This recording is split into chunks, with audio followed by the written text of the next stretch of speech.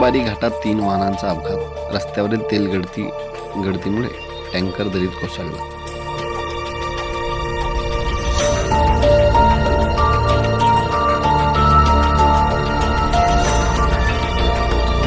भरलेल्या ट्रालाला GJ12 BZ 1928 या वाहनाने मागून येणाऱ्या कच्च्या तेलाच्या टँकरने GJ12 BT 4171 यास धडक दिली.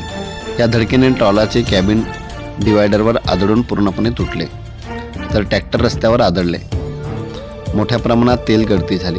रस्त्यावरील तेलामुळे वाहतूक कोंडी झाली आणि वाहनांसाठी मार्ग अधिक धोकादायक बनला.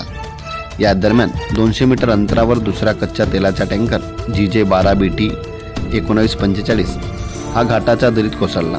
तिन्ही अपघातांमध्ये वाहन चालक किरकोळ जखमी झाला असून सुदैवाने प्राणहानी टळली आहे.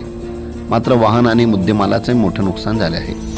वाहतूक कोंडी आणि सुरक्षेच्या उपाययोजना करण्याची गरज आहे. घटनास्थळी पोलीस आणि अग्निशामक दलाने तातडीने कारवाई करून वाहतूक सुरळीत केली. स्थानिकांनी कोंडाईबारी घाटाला अपघात डेंजर झोन म्हणून घोषित करून उतार रस्त्यावरील अपघात टाळण्यासाठी तातडीने उपाययोजना राबवण्याची मागणी केली आहे.